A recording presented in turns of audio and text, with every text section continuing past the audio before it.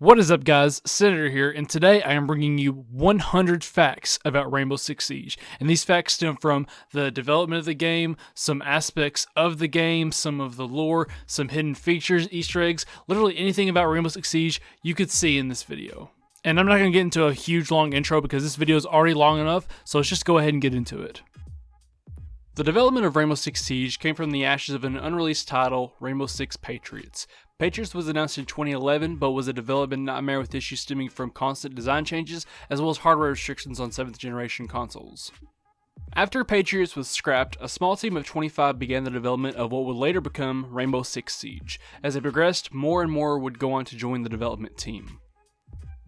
The operator Sledge is based off of a real individual from a real operation.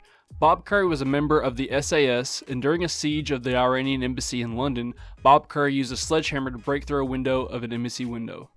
Originally, there was going to be a respawn system to be put into the game. However, the devs realized that this system broke the three pillars of what they wanted the game to include: teamwork, tactics, and tension. The respawn system placed a larger emphasis on individual skill rather than teamwork.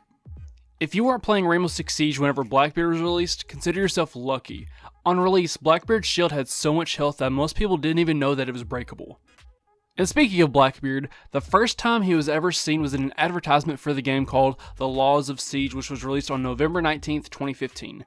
In the video, you can see Blackbeard rocking the R4C with level 3 ballistic plates mounted on the side of it rather than his scar with a clear ballistic shield. On February 3rd, 2017, during a live panel of the Rainbow Six Invitational, it was revealed that Blitz's original ability involved spawning during the preparation phase. This was abandoned as it was determined to be game-breaking. The management team initially did not like the idea of Rainbow Six Siege working as a live service, meaning that they wanted to release the game and not provide regular content updates to include new operators, weapons, maps, etc. At the time of recording this video, Rainbow Six Siege has been nominated for 29 different awards and has won 3 of them. Thatcher's name actually comes from British Prime Minister Margaret Thatcher, who, according to lore, was Prime Minister during the conflicts that he took part in.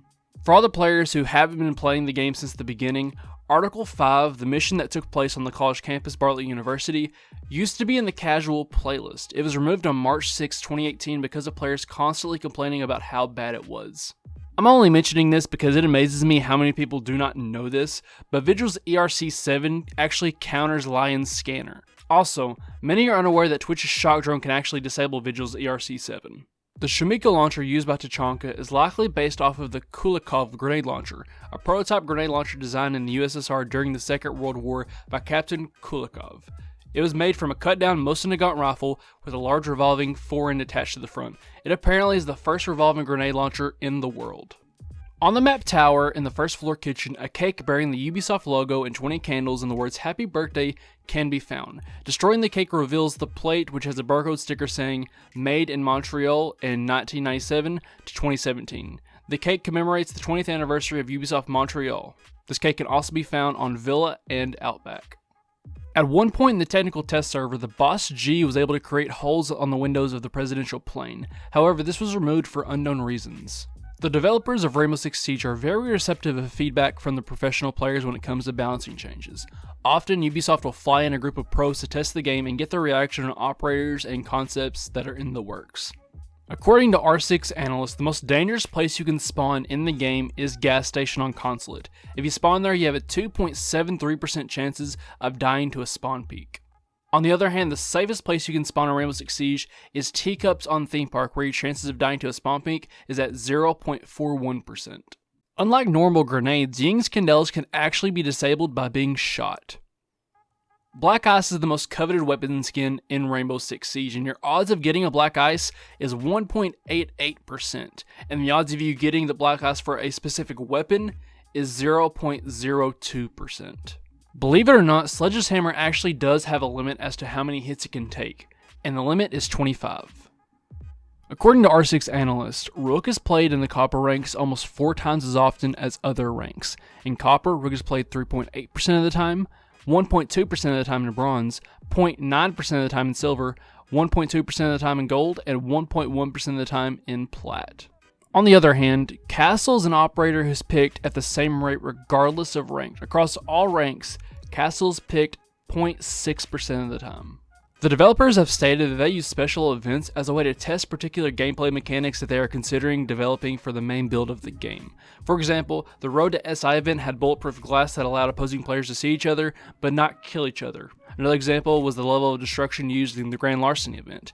These are concepts that the devs may want to implement. Even though it probably feels like it happens more often, on average, 27.5% of ranked matches will go into overtime. And speaking of overtime, the higher the rank you play at, the more likely your match will go into overtime. Clash is the first and only operator to be disabled due to technical issues. Clash was temporarily disabled from all modes in Operation Phantom Sight and again during Operation Shifting Tides. She was re-enabled with the release of patch 4.2. Despite this, another bug caused her to once again be disabled on February 21st, 2020. She was re-enabled with the release of Operation Void Edge on March 10th, 2020. Operators aren't developed overnight. In fact, it takes about 9 months for a new operator to be developed from brainstorming the operator to them actually being rolled out into the game. When activating Lion's EE1D, Lion's wrist-mounted display displays the coordinates of 45 degrees 30 north and 73 degrees 35 west. The coordinates correspond to the Canadian city of Montreal, where Ubisoft Montreal is located. The operator icons you see for the operators that came out at launch did not always look the way that they do today. Here you can see what the operator icons originally look like. You can see Thermite has the image of a devil rather than his signature breaching charge, and you can see what looks like a wolf on Jaeger's logo. Womai is used 2.3 times more often in platinum ranks than in silver ranks. You may notice that dead teammates will drop their phones whenever a Dokkaebi is brought on the attacking team. However, these phones can actually be destroyed, so if you're roaming and you come across a dead body, you can destroy the phone of the teammate to prevent her from hacking it later on in the round. Of all the weapons in Rainbow Six Siege, the SMG-11 used by Amaru and the SAS operators, with the exception of Thatcher, has the highest damage per second of any weapon in the game. It has a damage per second of 740. When looking at Castle, his beta badge depicts an inverted Valkyrie, meaning warrior knot. It's a symbol rooted in Norse paganism representing warriors that have fallen in battle.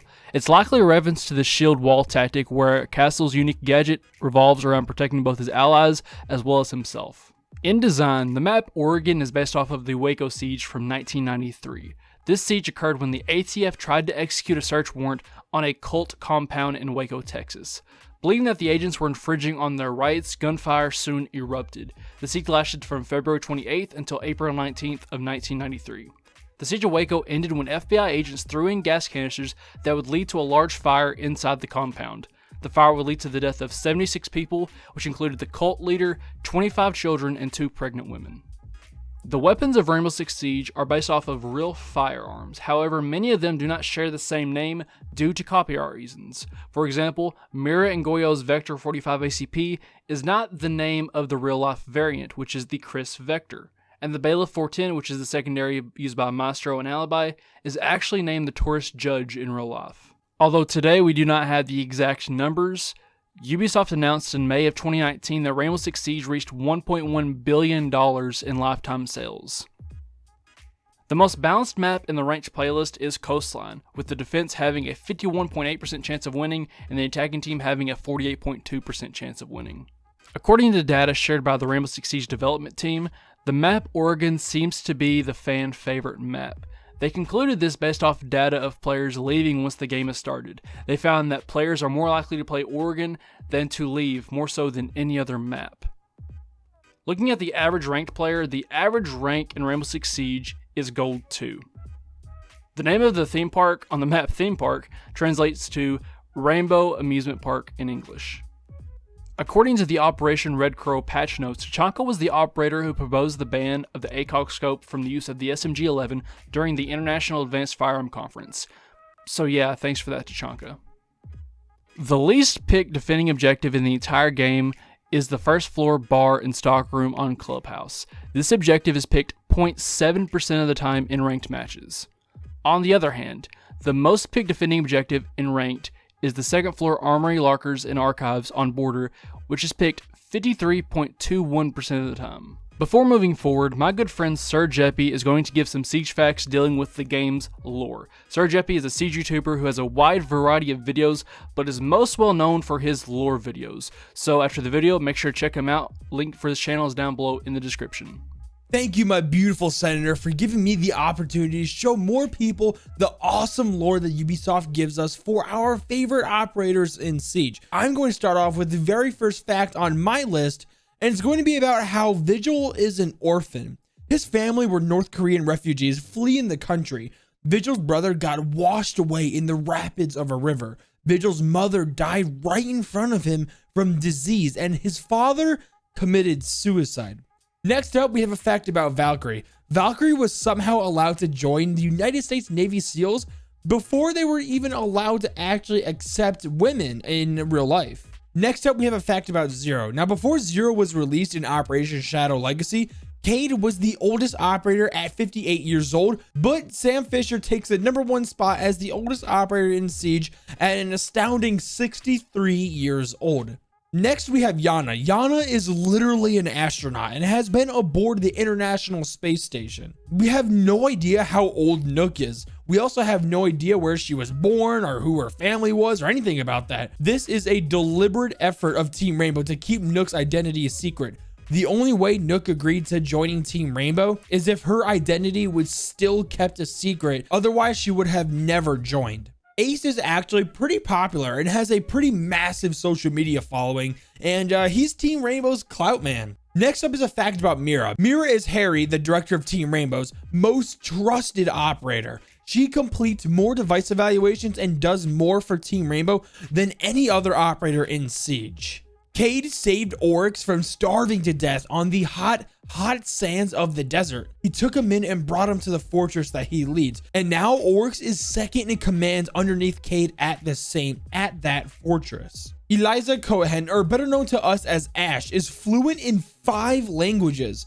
Along with English, she speaks Hebrew, Arabic, French, and Greek. I can hardly speak English. Coming up, we have a fact about Tachanka and Sophia. Tachanka and Sophia are 2 operators in Siege that have children. Sophia is a mother to 1 daughter, while Tachanka has multiple kids. On the topic of Sophia, the other Bozak sister, Ella, used to be an artist. That is what her elite skin is based off of, is the time she spent in Berlin pursuing her career as an artist. Coming up, we have a fact about Lion, and Lion is an operator in Siege that doesn't get along with any other operator. He's gotten into multiple altercations with them and has even gotten into a fist fight with Thatcher at a training session.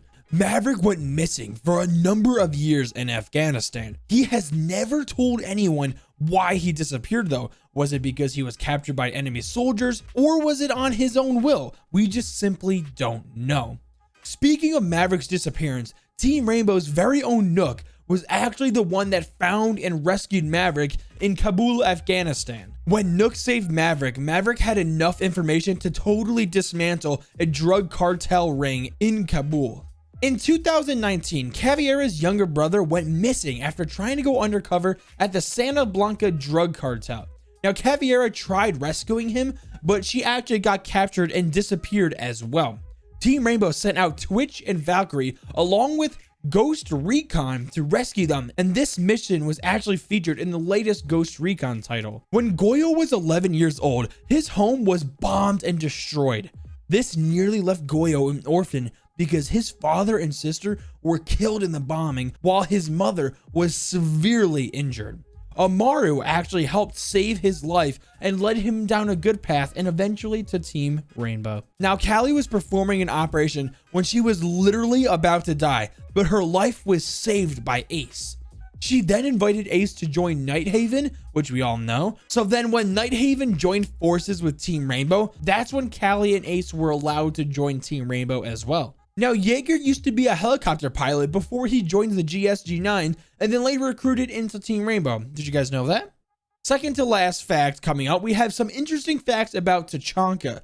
He was mortally wounded and was clinically dead for 2 whole minutes while performing an operation in the field. While he was recovering at Hereford Base, Mira added a ballistic shield to his turret so it could be safer. But as of October 2020, he decided to take off the ballistic shield and make some modifications to his turret to make it portable. It is said that Rooney and Jordan Trace, or better known as Thermite, were doing an operation in Bangkok. They were transporting a bomb in a truck when Thermite was unable to defuse the bomb in time due to the truck they were in that got in a head-on collision with another vehicle. Aruni needed her left leg and arm amputated due to her near-death injuries, while Thermite suffered third-degree burns to his hands and arms, which this is pretty cool because we can actually see this in game 5 years later, and we finally found out why Thermite's arms were so burned, as you can see in game. Well, those are my 20 facts. Thank you so much to Center for giving me an opportunity to show more people these amazing operator lore stories that not many people know. If you haven't done already, make sure you like the video right now. And if you want to check me out, my YouTube is Sir Jetby. Go ahead and stop by and check out some of the lore videos and other videos I have. And yeah, thank you so much, Center, and enjoy the rest of the video, guys. Big thanks to my friend Sir Jeppy for stopping by. If you're interested in lore videos, make sure to check him out after this video. The link for his channel is down below in the description. The opposing teams in multiplayer were originally named Rogue Spear and Raven Shield respectively, referencing Tom Clancy's Rainbow Six Rogue Spear and Tom Clancy's Rainbow Six 3 Raven Shield. It was changed to blue and orange in the release version. Pulse's elite set, Lucky 7th, is based on the appearance of the character Travis Buckle from the 1976 film Taxi Driver. IQ's operator image shows her using a M45 Musoc, which is neither something that she can equip, nor is it even part of her CTU. IQ is also seen using the M1014 in her operator video, which is also not part of her CTU. Hibana is shown taking a picture with Pulse and Thermite that can be discovered on the piano on the Fortress map. Pulse's invitational charm titled Pulse's Heat features the Japanese name Yokimo inscribed on it, and this is actually Hibana's name. Also, in the photo of him and her on Fortress, she appears to be wearing his charm as a necklace. This probably explains why Pulse didn't put her down like the family dog in the Road to SI cinematic. Soon after map bans came to Rainbow Six Siege, the most banned map in the ranked playlist was Outback. This map was banned 97% of the time, and this explains why it's no longer in the ranked playlist. On the other hand, the most played map was Oregon. 17% of ranked matches took place on Oregon. Aspects of Cafe Dostoyevsky design are likely inspired by elements of Cafe Pushkin, a cafe in Moscow. According to lore, Mira and Warden are not the bestest of friends. During Warden's smart glass evaluation, Mira stated that Specialist McKinley has been a nuisance. He keeps asking for different styles of his smart glass, but I work on the lenses themselves. I do not do designer frames. The most defender-favored site in Rainbow Six Siege is the first floor armory and throne room of Theme Park. If you defend that site, you have a 67.75% chance of winning the round. Not only that, but Theme Park is the most unbalanced map in the ranked playlist. Currently, the defending team has a 61.5% chance of winning. If you're playing Rook and using his elite skin, you'll notice a message once all the armor is taken from his duffel bag full of plates. In the bottom of the bag it says in French, "Attention." If you can read this message, that means that all the armor was taken. It is important not to destroy the bag. Report it to Jean-Francois Arsenault. I don't speak French, but Jean is a character rigger who worked at Ubisoft and worked on Rainbow Six Siege. The smallest caliber weapon used in the game goes to the Spetsnaz PMM, which is really just a renommed variation of the Makarov, which shoots a 9x18, whereas your typical 9mm is a 9x19, which is slightly larger. However, due to balancing reasons, the PMM deals higher damage than most other weapons in the game with a damage of 63. On February 14th, 2021, it will be 2 years since Ash lost her ACOG on the R4C. And speaking of the R4C, on the default weapon skin, the words Pew Pew and Auto are written in red text on the left and right side of the fire selector settings, respectively. The presidential plane is approximately 2 times the size of a real-life Boeing 747. It is known that Mira is in charge of weapon development for Team Rainbow, and her love for advanced weaponry extends to her primary weapon, the Vector 45 ACP. Although Mira's CTU does not use the Chris Vector in real life, her choice of weapon makes more sense when you look at the complexity of the Chris Vector itself. A 45 caliber cartridge typically has a fairly decent amount of recoil, especially when it's fired at roughly 1200 rounds per minute. But the Vector's complicated bolt system allows the bolt and inertia block to move downward into a recess behind the magazine well. This results in the recoil moving backwards and down rather than upwards. It is known that many entertainment companies change their product in order to make the Chinese censors happy. Companies like Disney are well known for changing their movies in order to accommodate the strict rules of the Chinese government, and the same thing almost happened in Rainbow Six Siege. Ubisoft considered changing many aesthetic features of Rainbow Six Siege to get past the Chinese censors. These changes including getting rid of the skull on Cav's logo, the skull on Twitch's logo, and even taking off the paint of Cav's character model. However, Ubisoft was met with a huge backlash because of this, and as of today, the changes were not put in place. While it seems as though Rainbow Six Siege rarely bans cheaters, Ubisoft announced in July of 2020 that in the previous 6 months, they banned roughly 50,000 accounts for cheating.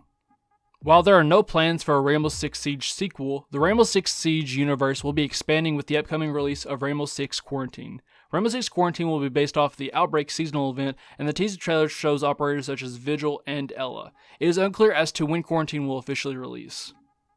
According to Louis Philippe, the game's audio director, the team originally used intense music and sounds to create tension. However, the team decided to scrap the idea, realizing that the best way to create a tense atmosphere is to create the sounds of players, which are often unexpected. When on Villa, you can climb to the highest point of the building on the main entrance side of the map, and if you look towards the town with an ACOG sight, in the distance you'll see a figure of an assassin perched on one of the buildings. This is an Easter egg for Assassin's Creed, which is also a Ubisoft title. Another Easter egg on Villa is a block of marble on a table in the first floor art studio.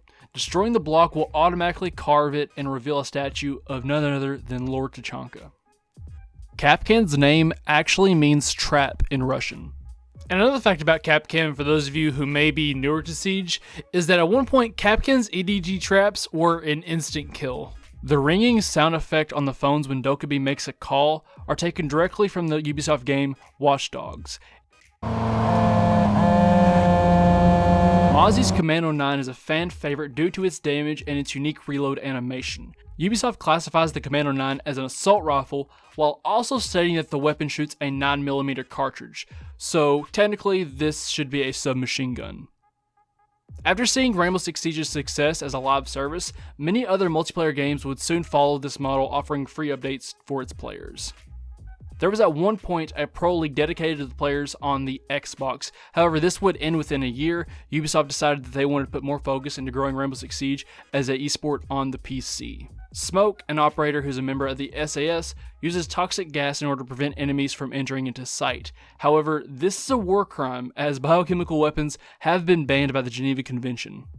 Although the map is no longer available, a hidden Easter egg on the map used for the Showdown seasonal event could be found for fans of classic 80s movies to enjoy. The DeLorean from Back to the Future franchise can be found in the mining tunnel on the map. Operation Still Wave was the last season to release 2 operators. Moving forward, Ubisoft decided to only release 1 new operator per season in order to put more focus into developing maps and improving core gameplay mechanics. As of this recording, there are now 58 operators in Rainbow Six Siege. If you think the operator pool is crowded, well, Ubisoft plans to extend the pool to 100 operators in the coming. Caveira's ability to interrogate really makes sense when you consider her CTU. The BOPE are known for their enhanced interrogation tactics. And so that is it. That is 100 facts about Rainbow Six Siege. I hope you enjoyed it, and let me know down below what fact did you find most interesting. And so you can find these facts and many more, like a lot more facts about Rainbow Six Siege, all in the Siege Wiki. So if you're interested in more, go check it out there. And let me know down below whether or not you'd like to see me create more videos like this. And again, huge thank you to my good friend Sir Jeffy for coming out and helping me make this video. And if you're interested in lore, I highly recommend you check out his channel. He has tons of videos all dealing with specific operator lore, and I think you'd find that very interesting. Again, link for his channel is down below in the description. And so that's about it. Thank you for sticking around to the end of the video. If you enjoyed it, please consider giving a like, because that actually helps me out a lot with YouTube algorithm, and subscribe for more content. I am the Senator, and as always, have a good one.